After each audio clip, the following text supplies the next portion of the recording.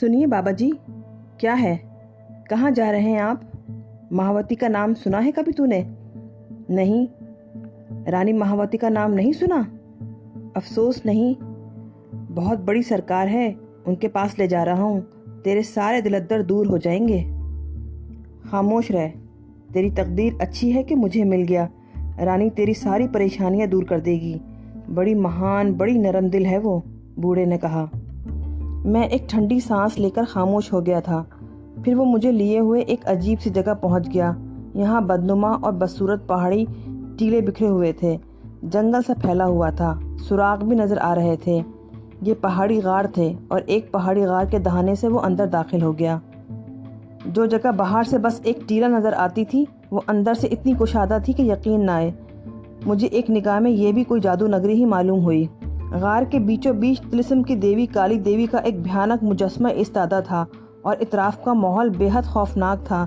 میں نے گھبرا کے کہا، بابا صاحب یہ کون سی جگہ ہے؟ مکتی کنڈ، بوڑھے نے مسکرا کر کہا۔ اس کی مسکراہٹ میں صاف شیطانیت جھلک رہی تھی۔ میں یہاں سے جانا چاہتا ہوں۔ کیوں؟ یہ عجیب سی جگہ ہے، مجھے وحشت ہو رہی ہے۔ کالی کنڈ ہے یہ بابلے، یہاں مکتی ملتی ہے، ہر پریشانی سے مکتی مل جاتی ہے یہاں۔ یہ مہاوتی نواس ہے، مگر میرا تو تھوڑا سا کام ہے، میں یہاں نہیں رک سکتا۔ مہاوتی سے نہیں ملے گا؟ کہاں ہے مہاوتی؟ وہ ہے رانیوں کی رانی، مہارانی مہاوتی۔ اس نے ایک طرف اشارہ کیا۔ ایک بڑے سے پتھر کے چبوترے پر میں نے ایک عجیب اور خوفناک چیز دیکھی۔ تم نے کالا چیتا دیکھا ہے مسعود بھیا؟ ایک نگاہ میں مجھے ایسا ہی لگا جیسے کوئی کالا چیتا بیٹھا ہو، مگر وہ چیتا نہیں تھا، انسان تھا، ایک عورت، کالی بھجنگ، لال لال خوفناک آنکھوں والی، جو اسی انداز میں پتھر پہ بیٹھی ہوئی تھی جیسے بلی بیٹھتی ہے۔ خوف سے میری چیخ نکل گئی۔ میں جانا چاہتا ہوں، میں نے وحشت میں کہا، اور غار کے دہانے کی طرف چھلانگ لگا دی، مگر دہانہ غائب ہو چکا تھا۔ وہاں اب سپاٹ پہاڑی دیوار نظر آ رہی تھی۔ بوڑھے شیطان کا مکروہ قہقہہ غار میں گونج اٹھا اور وہ ہنستا ہوا بولا، یہ کالی کنڈ ہے بابلے، یہاں لوگ آتے ہیں جاتے نہیں، تو بھی نہیں جائے گا۔ مجھے جانے دو بابا جی، میں بہت مظلوم ہوں، میں پہلے ہی بہت ستایا ہوا ہوں، اس لیے تو میں تجھے مکتی نواس لایا ہوں، یہاں ساری مصیبتوں سے مکتی مل جاتی ہے۔ اسی وقت ایک نسوانی آواز سنائی دی، کیا بات ہے شمبھو ناتھ، کون ہے یہ؟ میری گردن گھوم گئی۔ شاہانہ جھل ملاتے ہوئے لباس میں مجھے ایک حسین اور بلند و بالا قامت کی عورت نظر آئی، جو صورت سے ہی رانی معلوم ہوتی تھی۔ تیرے لیے ایک تحفہ لایا ہوں مہاوتی۔ کون ہے یہ؟ اماوس کی رات کا پائل، مہاکالی کے لیے تیری بھیंٹ، بوڑھا مسکراتے ہوئے بولا۔ میری نگاہ اس چبوترے کی طرف اٹھ گئی جہاں وہ کالی بلی بیٹھی ہوئی تھی۔ اب وہاں کچھ بھی نہیں تھا اور چبوترا خالی پڑا ہوا تھا۔ بوڑھے کی بات میری سمجھ میں بالکل نہیں آئی تھی، مگر عورت کی آنکھوں میں عجیب سی چمک نظر آئی۔ وہ بولی، ارے ہاں شمبھو جی، کہتے تو ٹھیک ہو، کہاں سے مل گیا یہ؟ بس مل گیا، ہم نے کھوجا ہے، بوڑھا بولا۔ کون ہے یہ؟ مصیبتوں کا مارا بیچارہ، ساری مصیبتوں سے نجات مل جائے گی اسے، بالکل نجات مل جائے گی، وہ بھی ہنس کر بولی۔ عجیب ماحول تھا، وحشت سے دل بند ہوا جا رہا تھا، پاؤں لرز رہے تھے۔ میں زمین پر بیٹھ گیا، دونوں کی ہنسی میرے کانوں میں گونجی اور پھر وہ دونوں ہی غائب ہو گئے۔ مسعود بھیا آسمان سے گر کر کھجور میں اٹک گیا تھا، باہر جانے کا کوئی راستہ نہیں تھا۔ جب تک بدن میں جان رہی راستہ تلاش کرتا رہا، پھر تھک کر بیٹھ گیا، غشی سے طاری ہو گئی، وقت کا کوئی احساس نہ رہا تھا، نہ جانے کتنا وقت گزر گیا تھا۔ ایک بار پھر وہ دونوں مجھے نظر آئے، کچھ تیاریاں کر رہے تھے، پھر نہ جانے کیا ہوا۔ اس نے گردن اٹھا کر دیکھا تو وہاں بھوریا چرن موجود تھا۔ عورت کے اور اس کے درمیان باتیں ہو رہی تھیں۔ بھوریا چرن عورت کو بتا رہا تھا کہ میں اس کا مفرور قیدی ہوں، پھر وہ مجھے اس غار سے نکال لایا اور میں دیورایا ہوا اس کے ساتھ چل پڑا۔ کہانی بے حد طویل ہے مسعود بھیا، وہ مجھے کئی مزاروں پر لے گیا، اس نے مجھے اسی مکروہ عمل پہ مجبور کیا۔ اب اس نے ایک اور اذیت دینا شروع کر دی تھی مجھے۔ میں کہیں بھی ہوتا، جو ہی سورج چھپتا، نہ جانے کہاں سے پیلے رنگ کی بے شمار مکڑیاں آ جاتیں اور میرے بدن سے چمٹ جاتیں۔ ان کے زہریلے ڈنک میرے بدن میں آگ روشن کر دیتے، وہ مجھے کاٹتی، میرا خون چوستی اور میں اذیت سے دیوانہ ہو جاتا۔ بھوریا چرن کہتا، سوگن کھا کتے، سوگن کھا، میرا کام کر دے گا، مگر میرا دل نہیں چاہتا تھا۔ وہ مجھے لیے مارا مارا پھرتا رہا اور ایک دن اس اذیت کے سامنے میں نے سر جھکا دیا۔ میں نے کہا، بھوریا چرن میں تمہارا کام کر دوں گا، مگر میں کیا کروں، میں نے اس وقت مزار پاک کی طرف قدم بڑھائے تھے تو میرا دل الٹنے لگا تھا۔ سوگند کھا لے، سب ٹھیک ہو جائے گا، اور میں نے قسم کھا لی۔ میں نے اس سے وعدہ کیا کہ اب میں اس کا کام کر دوں گا۔ ایک مسلمان کا وعدہ ہے یہ؟ بھوریا چرن نے پوچھا۔ ہاں، میں نے جواب دیا۔ پگلے، بلا وجہ اتنی مصیبت اٹھائی، وہ نرمی سے بولا۔ اب بتا میں کیا کروں؟ پہلے اپنے آپ کو ٹھیک کر، دیکھ کتنا کمزور ہو گیا ہے۔ ایک بار پھر شنکھا یقین دلاتا ہے کہ تجھے مہان بنا دے گا، سنسار میں جو خواہش کرے گا وہ پوری ہو جائے گی۔ میری بہن مل جائے گی مجھے، راج کرے گی وہ راج، بادشاہوں کی بیٹیوں کی طرح بیاہ کرنا اس کا۔ اور اس کے بعد مسعود بھیا، اس نے میرا حلیہ بدل دیا، خوب عیش کرائے مجھے۔ پھر وہ مجھے لے کر یہاں آ گیا۔ یہاں مجھے وعدے کے مطابق اس کا منحوس پتلا مزار پر پہنچانا تھا۔ میں بالکل بے بس تھا اس کے سامنے۔ وہ خونخوار مکڑیاں مجھ سے میرا حوصلہ، میرا صبر چھین چکی تھیں۔ وہ اتنا خوفزدہ کر چکی تھی مجھے کہ راتوں کو خوابوں میں ان کے تصور سے ہی میں دہشت زدہ ہو جاتا تھا، اور اس کے بعد مجھے نیند نہیں آتی تھی۔ اتنا سہم گیا تھا میں ان مکڑیوں سے کہ اس کی ہر بات ماننے پر آمادہ تھا۔ غرض یہ کہ اب میں اس کے کام کے لیے تیار ہو گیا تھا، اور اس نے مجھ پر عنایتوں کی بارش کر دی تھی۔ پھر یہاں پہنچنے کے بعد اس نے مجھ سے کہا کہ میں تھوڑا آرام کر لوں، عرس ہو رہا ہے یہاں ان بزرگ کا، اس لیے بہت زیادہ رش رہتا ہے۔ بہتر یہ ہے کہ عرس ختم ہو جائے، زائرین چلے جائیں تو اس کے بعد اپنا کام سر انجام دوں۔ میں تو اب اس کی خواہش پر آمادہ ہو ہی گیا تھا، چنانچہ اس پر بھی میں نے اعتراض نہ کیا، اور وقت گزرتا رہا۔ دل خون کے آنسو رو رہا تھا، مگر مجبوریاں دامن گیر تھیں۔ اگر دل میں بھی خیال لاتا کہ اس کی خواہش پر عمل نہیں کروں گا تو مکڑیاں آنکھوں کے سامنے کل بلانے لگتی تھیں۔ اچانک ہی ایک دن بھوریا چرن میرے پاس بڑا سہما سہما سا آیا اور کہنے لگا، سن رے، تجھے ایک اور کام بھی کرنا ہے، مجبوری ہو گئی ہے۔ یہ مت سمجھنا کہ میں کام پہ کام تیرے ذمہ ڈالے جا رہا ہوں، مجبوری ہو گئی ہے۔ کیا بھوریا چرن؟ میں نے سوال کیا۔ وہ پاپی یہاں بھی آ گیا ہے، وہ کمینہ یہاں بھی پہنچ گیا ہے، اور وہ ہمارے راستے ضرور روکے گا، ضرور روکے گا وہ ہمارے راستے۔ کون ہے وہ؟ میں نے حیرت سے سوال کیا۔ بھوریا چرن کے چہرے پہ پریشانی کے آثار تھے، اور میں سوچ بھی نہیں سکتا تھا کہ اس جیسا منحوس شیطان کسی سے خوفزدہ بھی ہو سکتا ہے۔ اس نے جھلا کر کہا، ارے وہی پاپی مسعود کا بچہ۔ وہ کون ہے؟ میں نے پھر سوال کیا۔ کہہ تو دیا، دشمن ہے میرا، دشمن نمبر 1۔ مجھے کیا کام کرنا ہے؟ تو اس کو مار دے گا، یہ کام تو کر سکتا ہے۔ مار دے اس کو، سمجھا دے، مار دے اسے۔ مگر بھوریا چرن، اگر مگر کچھ نہیں، جو میں نے کہا ہے وہی کرنا ہے تجھے۔ مار ڈال اسے، لے یہ چھرا لے لے، میں تجھے بتا دوں گا وہ کون ہے۔ رات کو وہ جہاں بھی سوئے گا یہ چھرا اس کے سینے پہ گھونپ دیجیے۔ اور سن، اگر تو نے یہ کام نہ کیا، سن رہا ہے تو، اگر تو نے یہ کام نہ کیا تو میں تیرا وہ حشر کر دوں گا کہ تو سوچ بھی نہیں سکتا رے۔ دیکھ، میں پہلے ہی گھبرایا ہوا ہوں، جھلایا ہوا ہوں، اور میں مجبوری میں یہ بات کہہ رہا ہوں تجھ سے۔ مارنا ہے اسے، ہر قیمت پر مارنا ہے اسے، سمجھا؟ ٹھیک ہے بھوریا چرن، جب میں ایک گندا کام کرنے پہ آمادہ ہو ہی گیا ہوں تو دوسرا گندے کام کرنے پہ مجھے کیا اعتراض ہو سکتا ہے؟ ارے کہہ لے، جو تیرا من چاہے کہہ لے، گندا کہہ لے، اگھور کہہ لے، مگر اس کے بعد جو تجھے مل جائے گا نا، جیون بھر یاد کرے گا۔ میں نے افسردگی سے کہا، ہم جیون کی بات نہیں کرتے بھوریا چرن، ہماری اصل زندگی تو موت کے بعد شروع ہوتی ہے۔ ہمارے مذہب میں یہ چند لمحاتی زندگی کی کوئی حیثیت نہیں۔ ہم تو عاقبت کی زندگی کے خواہش مند ہوتے ہیں۔ یہ زندگی اگر مجھے عیش و عشرت دے بھی دے گی تو ہے ہی کتنی، نہ اپنی مرضی سے آیا نہ اپنی مرضی سے جاؤں گا، لیکن اپنی عاقبت خراب کر کے جاؤں گا یہاں رہ کر۔ خیر، اگر تقدیر میں یہی لکھا ہے تو یہی صحیح۔ زیادہ عالموں کی سی بات نہ کر، عالموں کا کام عالموں پر چھوڑ دے۔ سنسار میں سب ہی اپنا من پسند جیون گزار رہے ہیں، تو بھی بہت مہان بن رہا ہے۔ ارے جو کچھ میں نے کہا ہے وہی کر۔ اور مسعود بھیا، اسی رات میں نے آپ پر اس چھرے سے حملہ کیا۔ میرے دل میں یہ سب کچھ نہیں تھا، میرا دل رو رہا تھا، مگر خوف نے مجھے یہ سب کچھ کرنے پہ مجبور کر دیا، اور میں اس گناہ کا مرتکب ہوا۔ مگر ڈرا ہوا تھا، اتنا ڈرا ہوا تھا کہ دوسرا وار نہیں کر سکا آپ پر، اور اللہ کے فضل و کرم سے آپ زندہ بچ گئے۔ اس بات پر وہ مجھ سے بہت ناراض ہوا تھا، مگر یہ بھی جانتا تھا کہ قصور میرا نہیں تھا۔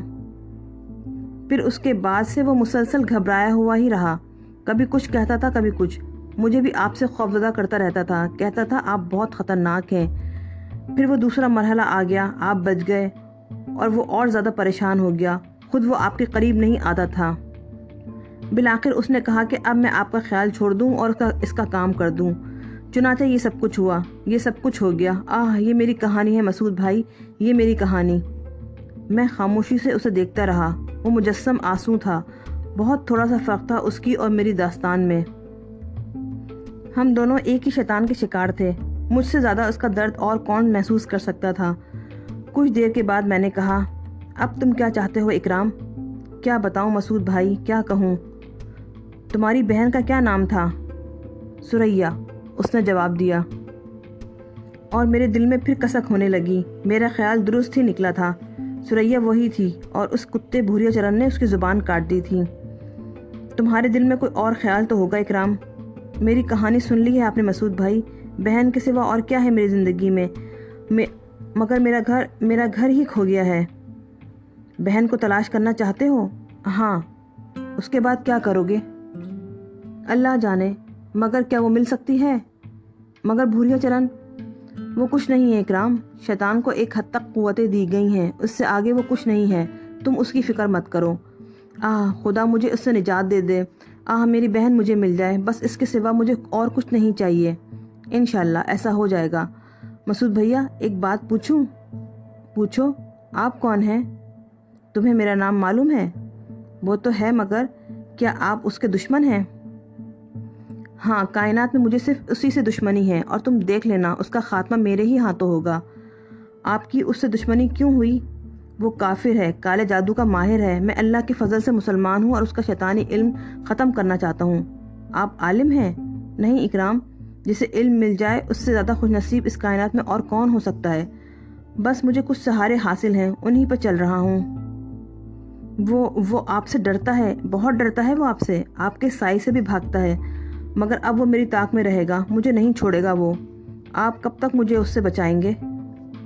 पहले भी तुमसे कह चुका हूँ इकराम, तहफ़्फ़ुज़ करने वाली ज़ात अल्लाह की है, वही सबका मुहाफ़िज़ है। इंशाअल्लाह वो तुम्हें उसके शर से महफूज रखेगा। वो कभी कामयाब नहीं होगा। दुनिया एक शैतान के वजूद से पाक रहेगी। नमाज पढ़ते हो? नहीं, उसने शर्मिंदगी से सर झुकाकर कहा। आज से शुरू कर दो। दिन में 5 मरतबा तुम अल्लाह के हुजूर हाजिरी दोगे और इस शैतान को इसका एहसास रहेगा। फिर वो तुम्हारे करीब आने से कतराएगा। मुझे आपकी रहनुमाई चाहिए। अल्लाह तुम्हारी रहनुमाई करेगा, मैंने कहा। उसके बाद मैंने उसे आराम करने के लिए कहा था, मगर इकराम खौफ से सारी रात नहीं सोया था। 4 बजे मैं उसे साथ लेकर अहाता माज़ार में दाखिल हुआ। वहाँ हमाम बने हुए थे। मैंने उसे गुस्ल करने के लिए कहा। गुस्ल से फरागत हुई ही थी कि फजर की अजान हुई और उसके बाद वहाँ मौजूद नमाजी नमाज पढ़ने खड़े हो गए।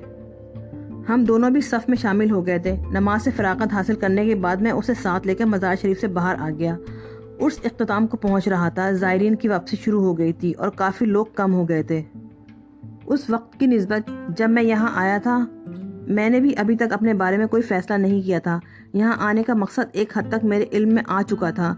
जो वाक़यात पेश आए थे उनके तहत यही सोच सकता था कि मज़ार पाक की बेहुरमती से रोकने के लिए मुझे यहाँ भेजा गया है, लेकिन अभी तक वापसी का कोई इशारा नहीं हुआ था और मेरे लिए किसी भी शक्ल में ये मुमकिन नहीं था कि मैं वापस चल पड़ूं।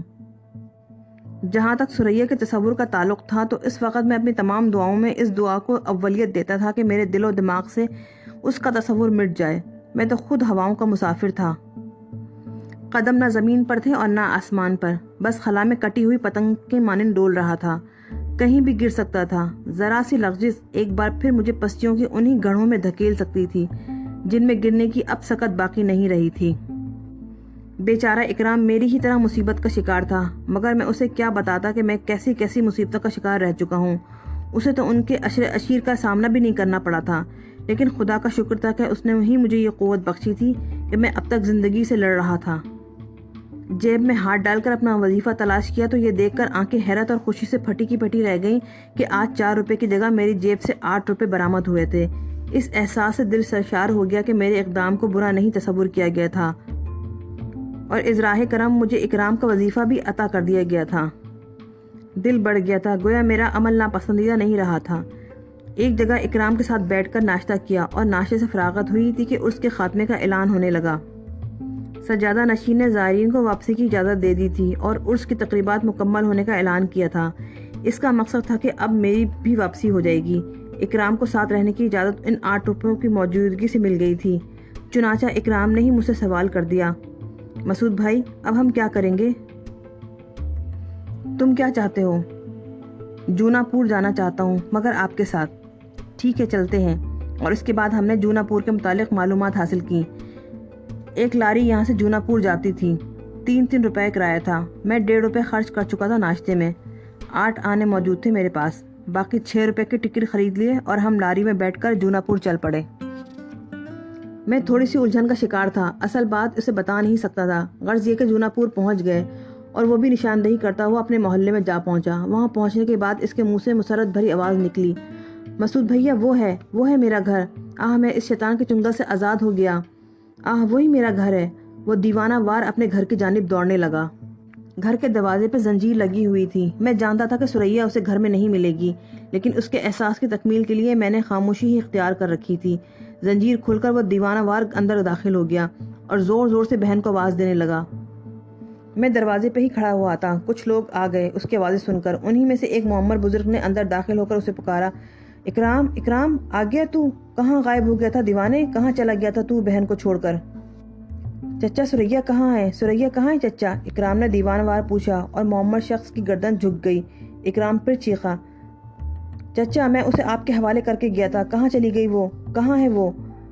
معمر شخص نے آہستہ سے کہا، مجھے افسوس ہے اکرام، ہم اس کی حفاظت نہیں کر سکے۔ کیا کہہ رہے ہیں آپ چچا؟ خدا کے لیے جلدی بتائیے مجھے، کیا ہوا؟ تو واپس ہی نہیں آیا، ہم تیرا انتظار کرتے رہے، سب لوگ اس کی خبر گیری کرتے رہے تھے، مگر ایک صبح جب شبراتن اس کے گھر گئی تو چیختی ہوئی باہر نکل آئی۔ اس نے بتایا کہ ثریا کے منہ سے خون بہ رہا ہے اور بہ بہ کے سینے پہ جم چکا ہے، اس کے ہاتھوں کی انگلیاں بھی کٹی ہوئی ہیں اور وہ بے ہوش پڑی ہوئی ہے۔ سارے کے سارے دوڑ پڑے اسے اٹھا کر ڈاکٹر کی دکان پر لے گئے۔ ڈاکٹر نے بتایا کہ اس کی زبان کاٹ دی گئی ہے اور اس کی انگلیوں کو چھریوں سے کاٹ دیا گیا ہے۔ نہ جانے کس ظالم نے یہ کام کیا تھا۔ بیچاری ثریا کے ساتھ یہ سلوک کیا گیا تھا۔ بھیا ڈاکٹر نے کہا کہ یہاں اس کا علاج نہیں ہو سکتا، شہر لے جانا پڑے گا اسے۔ محلے والوں نے آپس میں چندہ کیا اور اسے لے کے شہر چڑھ پڑے۔ شہر کے ایک اسپتال میں اسے داخل کر دیا گیا۔ 6-7 دن تک شبراتن بیچاری اس کے ساتھ رہی۔ خیراتی اسپتال تھا۔ ہم نے اسپتال والوں سے بات کی اور اسپتال والوں نے کہا کہ اس کا علاج بہت عرصے تک کیا جائے گا۔ بھیا سچی بات ہے، ہم بھی غریب لوگ تھے۔ تو نے تو واپس مڑ کے ہی نہیں دیکھا، جب تک ہو سکا اس کی خبر گیری کرتے رہے۔ آخر بار جب رشید خان شہر جا کر اس کی خبر لینے گئے تو پتہ چلا کہ وہ اسپتال میں ہے ہی نہیں، کہیں چلی گئی تھی، وہ وہاں سے کسی کے ساتھ چلی گئی تھی۔ کچھ اور پتہ نہیں چل سکا بھیا، بس یہی ہے بیچاری ثریا کی کہانی۔ اکرام پھوٹ پھوٹ کر رونے لگا تھا، ایسا بلک بلک کر رو رہا تھا وہ کہ دیکھنے والوں کی آنکھوں سے بھی آنسو روا ہو گئے تھے۔ بہت سے لوگ سسکیاں لے رہے تھے اور میں خاموش ایک کونے میں کھڑا اسے دیکھ رہا تھا۔ بات کی کہانی میرے علم میں تھی اور میں اپنے آپ سے سوال کر رہا تھا کہ اب مجھے کیا کرنا چاہیے۔ میں سوچوں میں گم رہا اور اکرام دل کی بھڑاس نکالتا رہا۔ محلے والے ہمدردی ظاہر کر رہے تھے مگر اکرام کو قرار نہیں تھا۔ میں نے ان لوگوں سے کہا کہ وہ آرام کریں، میں اکرام کو سنبھال لوں گا، اور ایک ایک کر کے لوگ چلے گئے۔ اکرام سسکتا ہوا بولا، اس نے یہی دکھایا تھا مجھے مسعود بھیا، جو کچھ اس نے دکھایا تھا مجھے وہی سچ تھا۔ میری پیاری بہن، کیا ہو گیا اسے؟ وہ گونگی ہو گئی۔ مسعود بھیا اب میں کیا کروں؟ کیا اب بھی مجھے جینا چاہیے؟ جینا تو ہے تمہیں اکرام، کس کے لیے جیوں؟ کیا کروں جی کر؟ تو کیا خودکشی کرو گے؟ اب تو یہی کرنا چاہیے۔ اب تو توبہ کرو اکرام، توبہ کرو، خودکشی حرام ہے۔ پھر میں کیا کروں بھیا، بتاؤ میں کیا کروں؟ ثریا کو تلاش کرنا ہے تمہیں۔ کہاں تلاش کروں؟ میں اسے کیسے تلاش کروں؟ صبر کرو، اللہ سے روشنی طلب کرو، وہ سب کو روشنی دکھاتا ہے۔ بمشکل میں نے سمجھایا بجھایا۔ بیچارے محلے والے پرسش کو آ رہے تھے، کچھ اس کے لیے کھانے پینے کی اشیاء بھی لائے تھے۔ وہ حت المقدور اس کی دل جوئی کر رہے تھے۔ ہم نے 3 دن وہاں قیام کیا۔ اکرام باقاعدگی سے نماز پڑھنے لگا تھا، وہ تہجد بھی پڑھنے لگا تھا۔ اکثر اس کی آنکھوں میں آنسو نظر آتے تھے، گھنٹوں دعا کے لیے ہاتھ پھیلائے بیٹھا رہتا تھا۔ مجھے علم تھا کہ وہ بہن کی سلامتی کے لیے دعائیں کرتا ہے۔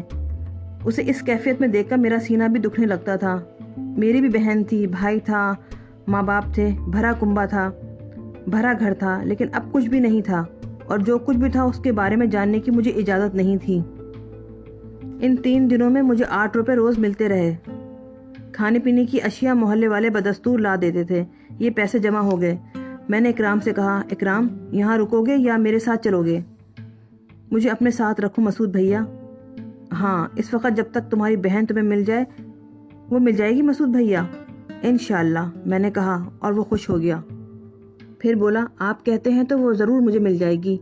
ہم نے تیاریاں کی اور اس کے بعد میں نے خواجہ جانے کا فیصلہ کر لیا۔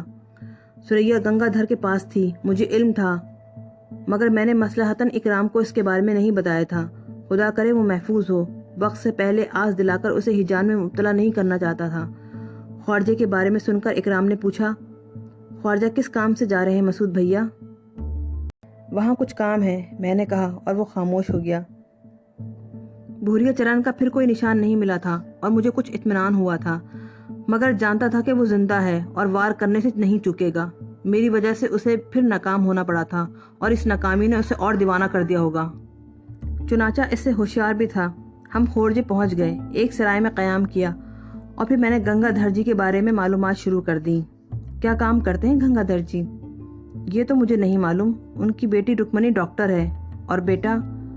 خواجہ چھوٹی سی جگہ تو نہیں ہے، کچھ اتا پتا تو ہوگا، مگر کوئی اتا پتا نہیں تھا میرے پاس۔ بڑی غلطی ہو گئی تھی، ان سے پتا تو پوچھ ہی لیتا، مگر اس وقت سارے احساسات مختلف تھے، ان سے کوئی تعلق نہیں رکھنا چاہتا تھا، کیونکہ سریا ان کے پاس تھی اور مجھے سرزنش کی گئی تھی، کیا پتا تھا کہ اسے تلاش بھی کرنا پڑے گا۔ واقعی خورجہ چھوٹا نہیں تھا، ہم گنگا دھر جی کی تلاش کرتے پھر رہے تھے، کہیں سے پتہ نہیں چل رہا تھا۔ میری نگاہیں سڑکوں پہ چلتے ہوئے ان لوگوں کا جائزہ لے رہی تھیں، مگر نہ دھرما نہ رام جی کوئی بھی نظر نہیں آیا تھا۔ اب کیا کروں، اب کیا کرنا چاہیے؟ کوئی بہت ضروری کام تھا ان سے؟ اکرام پوچھتا۔ ہاں۔ اس شام خورجے کے ایک تنگ بازار سے گزر رہا تھا کہ کسی نے شانے پہ ہاتھ رکھ دیا اور ایک آواز ابھری، اماں تم یہاں کہاں؟ چونک کر پیچھے دیکھا، پہچان لیا، کمال الدین پہلوان تھے۔ بابا شاہجہاں کے مزار پر انہوں نے مجھ پر 2 احسان کیے تھے۔ اماں پہچانا نہیں ہمیں؟ نہیں پہچانا میاں؟ وہ بابا جی کے مزار پر یہ تو وہی لونڈا ہے جس نے تم پر وار کیے تھے۔ اس بار کمال پہلوان نے اکرام کو دیکھ کر کہا۔ میں نے کمال پہلوان کو سلام کیا اور کہا، کیوں نہیں پہلوان صاحب، پہچان لیا میں نے آپ کو۔ اماں خواجہ کب آئے؟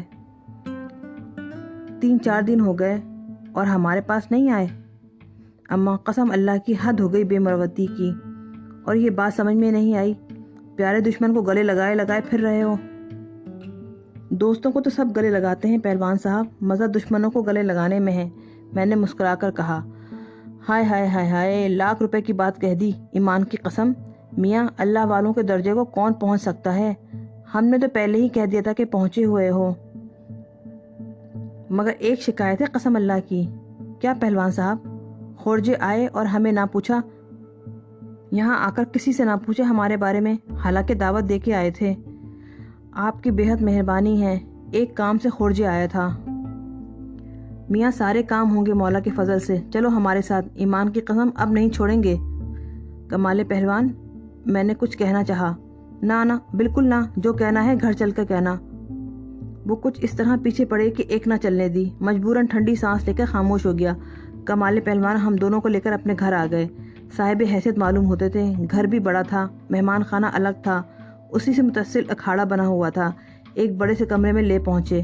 یہ تمہاری قیام گاہ ہے میاں صاحب، ہم آپ کے حکم سے یہاں آ گئے ہیں، کچھ دیر رک کر چلے جائیں گے۔ میاں بڑی مشہور کہاوت ہے کہ مہمان آئے اپنی مرضی سے ہے، جائے کمال پہلوان کی مرضی سے ہے۔ ابھی تو تم سے بڑی برکتیں سمیٹنی ہیں۔ میاں صاحب چھری تلے دم تلو، تم تو ایسے بھاگ رہے ہو جیسے بجھار پیچھے لگا ہوا ہے۔ ہمارا سامان سرائے میں ہے، چمن خان آتے ہوں گے، اٹھا لائیں گے۔ سرائے کا مالک دے دے گا؟ کمال پہلوان کا نام لیں گے چمن خان؟ میاں صاحب آپ کی دعا سے اللہ نے بڑی بنا رکھی ہے۔ غرض کمال پہلوان کسی طور آمادہ نہ ہوئے، مجبوراً ہتھیار ڈالنے پڑے، جگہ بہت عمدہ تھی۔ کمال پہلوان سرائے کا نام پوچھ کر نکل گئے۔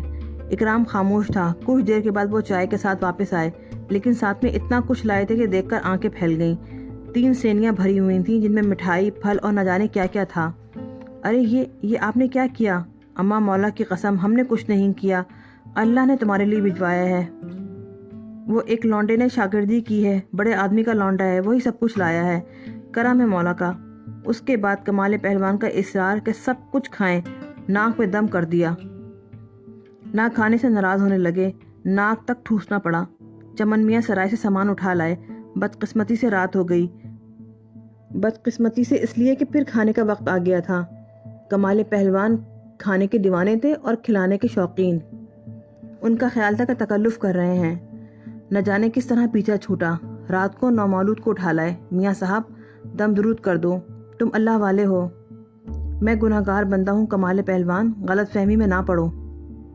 سب پتہ ہے مولا قسم ہمارے کو، جو دشمنوں کو گلے لگا لے وہ کیا ہو سکتا ہے۔ آہا، کیا لاکھ روپے کی بات کہہ دی تھی تم نے میاں صاحب۔ یہ مرحلہ بھی گزرا اور پھر دوسرے صبح ان سے مدعائے دل کہا، یہاں ہمیں ایک صاحب کی تلاش ہے پہلوان صاحب۔ نام بولو۔ گنگا دھر ہے ان کا نام، بیٹے کا نام ماتھر۔ میں نے بتایا۔ سمجھ گئے۔ ویسے ایک بات کہیں میاں صاحب، پورجے میں کوئی 50 گنگا دھر ہوں گے، مگر ہم اس لیے سمجھ گئے کہ بابا جی کے مستانے وہی گنگا دھر ہیں جن کا تم نام لے رہے ہو۔ شاہ جہاں کے مزار پہ ملے تھے نا؟ ہاں، بس اس لیے سمجھ لیا تھا ہم نے۔ کیا کام ہے ان سے؟ ملنا ہے، دوپہر کا کھانا کھا کے چلیں گے۔ ابھی کچھ لونڈوں کو زور کروانا ہے۔ بس پتہ بتا دے۔ جلدی ہے؟ ہاں۔ شکور کو بھیج دیں تمہارے ساتھ؟ کون شکور؟ شاگرد ہے اپنا میاں صاحب، بڑے کام کا لونڈا ہے۔ کھٹیا کلی اور کلاجنگ تو ایسی مارتا ہے کہ پلک نہ جھپکے۔ وہ پتہ جانتا ہے؟ سمجھا دیں گے اسے۔ عنایت ہوگی آپ کی، میں نے آج جی سے کہا۔ کمال پہلوان نے اپنے کلاجنگ کے ماہر شاگرد کو بلایا اور بولا، شکور چندہ، ذرا میاں صاحب کو گنگا دھر کے گھر لے جا۔ دیکھ چھیپی کی نگلیاں دیکھی ہے نا؟ ہاں استاد، بس اسی کے پیچھے دھنیا رام کا کوٹھا ہے، برابر کا گھر گنگا دھر جی کا ہے۔ وہ ڈاکٹر نہیں کہتا ہوں؟ شکور نے پوچھا۔ بس وہی، کمال پہلوان نے کہا، اور شکور تیار ہو گیا۔ میں نے اکرام کو ساتھ لینا مناسب نہیں سمجھا۔ وہ کسی قدر پریشانی سے بولا، کتنی دیر میں آپ کی واپسی ہوگی مسعود بھائی؟ اور تو کوئی پریشانی نہیں، بس پہلوان صاحب کھلا کھلا کے ہلاک کر دیں گے۔ آپ دیکھ رہے ہیں، بس رات کو چند گھنٹے مل گئے تھے، ورنہ ہر تھوڑی دیر کے بعد کچھ نہ کچھ آ رہا ہے۔ ناشتے ہی نے حلیہ خراب کر دیا ہے۔ میں ہنسنے لگا۔ میں نے وعدہ کیا کہ زیادہ دیر نہیں لگاؤں گا، بس دل نے کہا کہ اسے اپنے ساتھ نہ لے جاؤں، خدا جانے کیا صورتحال پیش آئے۔ ہاں، وہاں سے روانہ ہو کے جب کافی دور نکل آیا تو دل کئی بار بری طرح دھڑکا۔ میں نے استغفار پڑھی، خود کو سمجھایا، دل کو سمجھایا، بیکار ہے، اسے دل میں بسانا بیکار ہے۔ میں انسان ہوں ہی کہاں، میں تو بس ایک گناہ ہوں۔ زندگی کی جتنی سانسیں باقی ہیں بس کفارہ ہیں، صرف کفارہ۔ اس سے زیادہ کچھ اور نہیں کہ سوریا کے بارے میں گنگا دھر جی کو بتا دوں گا کہ وہ کون ہے۔ بس ضروری باتیں بتا دوں گا، تفصیل کی کیا ضرورت ہے۔ کہہ دوں گا کہ اس کا بھائی موجود ہے، یہ بھی کہوں گا کہ ان بیچاروں کو کہیں رکھوا دیں، بلکہ اس کے لیے تو کمال الدین پہلوان زیادہ موزوں ہیں۔ ان دونوں کی ذمہ داری ان کے سپرد کر دی جائے، یا اگر اکرام کو کچھ اور پسند آ جائے تو اسے اپنی مرضی پہ چھوڑ دیا جائے۔ ظاہر ہے میں انہیں کہاں کہاں ساتھ لے پھروں گا، اور پھر مناسب بھی نہیں ہوگا۔ راستہ انہی سوچوں میں گزر گیا۔ اس وقت چونکا جب کسی نے قریب آ کر کہا، ارے تم بھیا تم! چونک کر دیکھا، رام جی تھے، انہوں نے مجھے پہچان لیا تھا۔ چولہے میں گئے رام جی، ہم تمہارے کون ہیں؟ ناراض ہو رام جی؟ راستہ انہی سوچوں میں گزر گیا۔ اس وقت چونکا جب کسی نے قریب آ کر کہا، ارے تم بھیا تم! چونک کر دیکھا، رام جی تھے، انہوں نے مجھے پہچان لیا۔ چولہے میں گئے رام جی، ہم تمہارے کون؟ ناراض ہو رام جی؟ واہ رے، ٹنگڑیاں سجوا دی ہماری، سارا دن تلاش رہی تمہاری۔ دھرما الگ ہم الگ، کم پریشان کیا تھا گنگا جی نے؟ او ہاں، تو اور کیا؟ ہم جائیں یا ہمارے ساتھ چلو گے؟ شکور نے پوچھا۔ تم جانا چاہو تو چلے جاؤ۔ رام جی تم کمال پہلوان کو جانتے ہو؟ لو، انہیں کون نہیں جانتا؟ گھر پتہ ہے ان کا؟ پتہ ہے۔ بس ٹھیک ہے شکور، تم جاؤ، میں آ جاؤں گا۔ شکور کو روانہ کر کے میں نے رام جی سے کہا، اب شکایتیں کیے جاؤ گے یا گنگا دھر کے پاس لے جاؤ گے؟ سو تو لے جانا ہی ہے، مگر ہم تمہیں ایک بات اور بتائیں۔ رام جی نے اتنا ہی کہا تھا کہ اچانک سامنے کے دروازے سے پریما دیوی باہر نکل آئیں۔ رام جی کو آواز دینا چاہتی تھی کہ مجھے دیکھ کر رک گئیں، اور پھر تیزی سے آگے بڑھیں اور مجھے بغور دیکھ کر بولیں، ارے تم یہاں بھی آ گئے؟ جان چھوڑ دو ہماری بھیا، بھر پائے، ارے بھر پائے ہم سب۔ انہوں نے ہاتھ جوڑ کے ماتھے سے لگاتے ہوئے کہا، گنگا جی سے مل کر چلا جاؤں گا چاچی جی۔ پھر چلے گئے تم؟ ضرور چلے گئے۔ ارے بھیا، مصیبتوں میں پھنسے ہوئے ہیں ہم، क्षमा کر دو ہمیں۔ مالکن، مالک سنیں گے تو ناراض ہوں گے، اندر لے چلیں انہیں، میری بھی موت آ جائے گی۔ رام جی نے کہا، لے جا، بس آ گئی شامت، آؤ۔ وہ برا سا منہ بنا کر بولی، اور میں رام جی اور پریما دیوی کے ساتھ چل کر اندر داخل ہو گیا۔ گنگا دھر ایک مسیاری پہ لیٹے حقہ پی رہے تھے۔ مجھے دیکھ کر ان کی حالت بھی خراب ہو گئی تھی۔ کھلے ہوئے منہ میں نہ جانے کیسے حقے کی نیں اٹکی رہ گئی۔ پھر وہ زور سے اچھل کر سیدھے ہو گئے، آنکھیں پھٹی ہوئی تھیں، مجھ پر جمی ہوئی تھیں۔ پھر بڑے غصے سے حقے کی نیں منہ سے نکالی اور سنبھل کر بولے، تم یہاں کیسے آ گئے میاں جی؟ گنگا جی، میں مسعود